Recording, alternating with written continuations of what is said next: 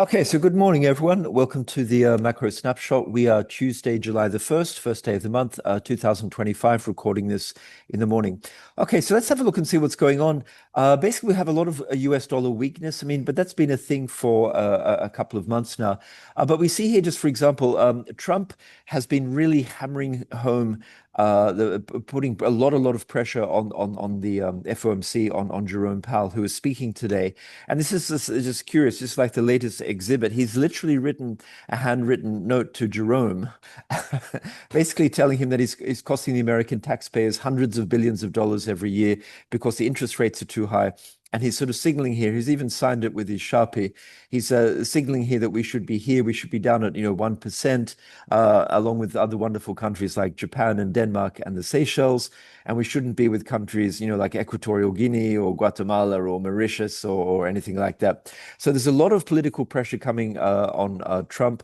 Coming from Trump. And also what's interesting is that yesterday he's also criticizing the board. So not only Jerome Powell, he's also saying that the board members are complicit because they're allowing Powell sort of to get away with a sort of higher rate. So it's interesting that, one or two of the current board members who potentially are in the running for the Fed job, implicitly, Trump is sort of criticizing them. So a lot of political pressure.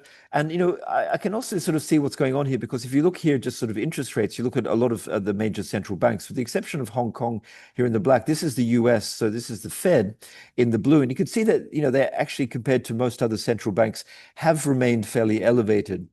And they haven't started cutting, as you see a lot of others have cut it. And of course, we know that we know Powell's logic at this point is that he's worried about inflation picking up because of tariffs, et cetera, et cetera. So we're going to start getting some data, but at this point, a lot of pressure. And what is interesting is that over at the European Central Bank sort of conclave at Sintra, Powell is actually going to be speaking today at 9:30, so in about just under 2 hours or so. So I doubt that he's going to sort of directly address any of the politics, of course. But it will be interesting if he mentions anything about sort of tariffs, potential inflationary effects from tariffs, or indeed whether he just opens the door slightly to some kind of sort of dovishness that the Fed, could be prepared under certain conditions to cut interest rates. Keep in mind as well, if he did want to sort of have some kind of policy recalibration. A traditional place to do that is in the August, is in the Jackson Hole meeting. That's when they often give big policy speeches. Anyway, the point is that we have Powell at 9:30. I definitely have to be listening to that today. We also have Ueda, Lagarde, I think Bailey of the BOE. So a lot of central bankers speaking today. And as we all know, they do coordinate. So just be interesting to see if there's any kind of coordinated message coming out of that. Now, just in terms of also just where we are at the Fed, at the moment, let's just look at a couple of bits of pricing here. We can see that, for example, the end of December 26, so not December 25, which I look at, but end of 26 here. You can see here that where the market is pricing at the moment is below sort of 3%. So, keep in mind that the effective Fed funds rate at the moment is 4.33. We're talking here about 135 basis points of cuts priced in. So that's about, 5 to 6 cuts priced in. And what's interesting is that if you actually look at the last Fed, sort of the dot plot, which they released recently at the last meeting, you can see that that's talking about a Fed funds rate in December 26 above 3.5%. So the key thing here is the differential. So essentially at this point, the market is a lot more dovishly priced in terms of forward implicit pricing compared to what the Fed is saying. So one of these is going to be wrong. Either the Fed will start cutting because of political pressure, or indeed because there's no inflationary pressure, it doesn't materialize, or possibly because the real economy weakens and unemployment rate goes up. So will the dot plot be forced to sort of catch up, so to speak, with market pricing? Or is the market just in a fantasy land and sort of equating Trump's political pressure with the reality of the situation, that the Fed is needing more information? It's going to be quite interesting to see what happens here. Now, just another way of looking at it, we can look at the chart, and let's just look at for example, one of the SOFR future, so the 3-month short-term interest rate. This one is for December 25, which I like to look at. And just graphically, you can see here, this is a daily chart. You can see that going back, as recently as the 20th of June, so only about 10 days ago, we were at a 96.135. So, subtract that from 100 to get the implied rate. And you can see here we've gone from, let's call it about sort of 96, make life easier for ourselves, up to 345. So we've gone up about 30 basis points here of sort of dovish repricing. If we go out to, let's say, a bit later on, sort of September 26, so even a little bit further, you can see it's the same thing. So all across the curve, at the front end of the curve here, you can see that the market does believe that the political pressure is mounting, that inflation is not such a huge issue, and also that the real economy at some point is starting to show some cracks and weaknesses. But just in terms of the yields, if we just look at all the yields, we can see that just recently there's been a little bit of a difference. So if we look at the 1-year yield, you can see that's been going down a lot. You can see the 2-year, see that's come down. This is the daily chart that's come down. But I just want to draw your attention, everyone, to sort of the 10 years come down significantly. And look at the 30-year here. So 30 years really come down quite strongly over the last couple of days. And there's been a few I don't know, sort of semi-political developments. We had a Treasury Secretary, Scott Bessent, yesterday saying that he had no plans at this point to term out issuance. That means to sort of extend duration, so to issue more longer-term bonds. And indeed, the general sort of communication coming from the Trump administration seems to be that they actually want to have a lot less issuance on the long end. And even we had Trump, I think on the weekend, sort of instructing his people at Treasury, as he put it, to stop issuing long-term bond issuance, for the next 9 months, which it would be an extraordinary step. That would be very, very, very disruptive, and that would be some kind of like sort of stealth QE. That would be almost like a QE. Suddenly, there's no bonds being issued, so that would most probably put a huge bid under the back end of the curve, so pushing down the yields. That would give stocks a sort of a huge bid. Gold would probably rip, and the US dollar would absolutely collapse. But we're seeing the dollar kind of collapse just at the moment. So just looking at these yield curves, you can see here we've got a long end led a bull flattener happening here in the 2s30s, also to a lesser extent here in the 2s10s. So basically, what's happening at the market at the moment is that the market is expecting either not too much inflation or political pressure or a weakening real economy, or a combination of all three, to keep rates at the front end of the curve increasingly getting lower and lower. So as you say, we're now priced in for cuts, 2.5, almost 3 cuts for this year. But the long end of the curve, no one exactly knows, because there's a lot of political sort of machinations happening. Now, what we do get on July the 3rd, which is on Thursday at about 11 o'clock in the morning, we get the new announcement of a treasury size for treasury auctions. And that's going to be interesting, because will the officials at the US Treasury sort of have listened to technically their boss, Trump, and no longer be issuing sort of long-term bonds, which would be an extraordinary step. So I don't think that's going to be the case. And I think we can take Trump as being more in the rhetorical vein rather than in the sober administrative vein. But let's keep an eye out on Thursday, 11 o'clock. Very important. If for somehow suddenly sort of long-term bonds are not being issued or auctioned off, that's going to have fairly significant consequences for all of the markets. Okay, so let's just, we've got some charts up here. We've got gold. Basically pulling out. So you see here, it got to the 61% fib retracement from this impulse going back to the 15th of May. Again, it was always difficult to know exactly when that might sort of pop. But I think what's happening here, apart from the technicals, you can see, you could argue it bounced off the 61.8 fib retracement there, some kind of sort of retracement bull flag, and it looks as though that wants to head higher. A similar kind of situation here with silver, not as strong, but definitely gold sort of breaking out. And that's also because the US dollar is very, very weak. If we just go to the dollar index here, which I'll pull up in a second once I find it. So this is the dollar index. And you can see here that, all of the moving averages pointing downwards. The momentum is still very strong towards the downside. It's broken this horizontal support, which goes back quite a long way. That horizontal support at 97.80, essentially. And at this point, it would probably have to throw it onto a weekly chart just to get a sense of the context here. So even on a weekly chart, we have to say, well, okay, where's this thing going? And probably the next, realistic resistance is going to be down here somewhere at about 95.40-ish, something like that, 95.40. So just in percentage terms, if we see how far this has got to go, 95, what did I say, 95.40? Did I say 95.40? Yeah. So we're still looking like we've got maybe between, 1.5%, maybe even 2% to go on the downside. And as you can see, the momentum very much to the downside. And that's just a combination of things. It's a combination of Fed repricing, this idea that maybe the economy and political pressure is going to be weak enough that the Fed actually will start cutting, and maybe even relatively aggressively in some sense. That's not great for the US dollar as the yields come down. We also have this idea that long-term yields are coming down, potentially just because Trump and the administration and the US Treasury have decided that they want to reduce the weighted average sort of duration of maturity for bonds, so to bring it in shorter, to be paying less interest. So those yields are coming down. And also, I would say, just I don't want to use the word distrust, but just a sense that the Fed is becoming very politicized, possibly losing a little bit of independence, and that's a lack of confidence in the US dollar.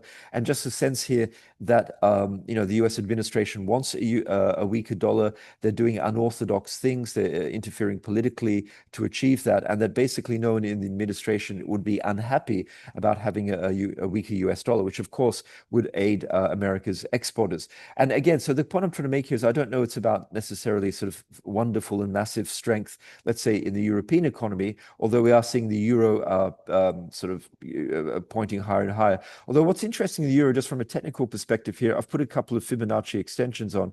So if you go sort of from the longer term Fib extension, you get, it potentially can go up into the 120s, 120, 121. And if you go here on a sort of a shorter term Fib extension, you can see we're starting to get a little bit of overextended. But both of them still indicate that there still potentially could be some upside, maybe let's say up towards 120 or so. So the euro doing pretty well. We had a big breakout overnight in Japan as well. So you can see here the dollar showing weakness against the Japanese yen, and it did break this uptrend. There's no particular, I mean, we had the Tankan sort of manufacturing PMI survey overnight, which was relatively strong. So that's certainly a contributing factor. But I think here it's just like really, a lot of structural weakness coming into the US dollar at this point.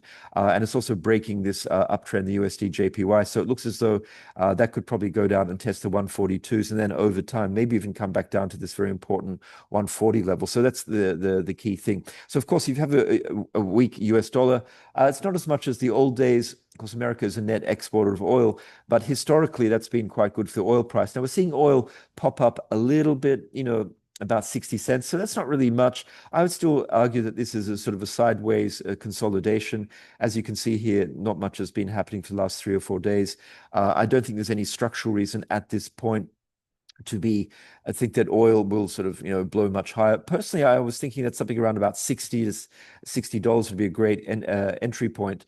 We'll have to see what happens here. We have an OPEC Plus meeting coming up, and they're, in theory, going to be sort of opening the taps even a little bit more. But I don't think oil at this point. I mean, could this pop out? Yeah, sure, it could pop out of this sideways kind of consolidation range. But I personally don't see the structural bull at these prices. I think there's still potential for this to drift sideways or maybe even drift downwards a little bit until and unless we get a confirmation of trade deals. Now, talking about the trade deals, Trump's been trumpeting, excuse the pun, there could be trade deals coming with Japan and sort of Europe pretty soon and a lot. And keep in mind that we have the famous headline sort of deadline number on July the 9th, which is only a week away now, 8 days away. So I suspect what's going to happen, just to save face, the Trump administration will come up with some deals, but they'll be sort of nuts and bolts, not full comprehensive trade deals with the tariffs.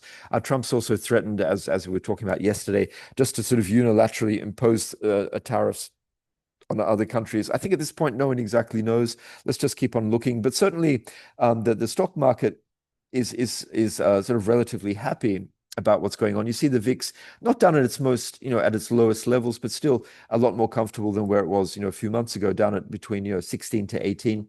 But if we look at the ES, I'm just going to grab some tea.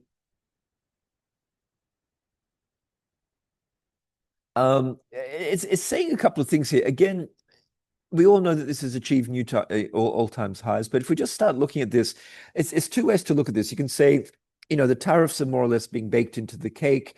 There will be some sort of trade deal, eventually worked out, and many months have gone on.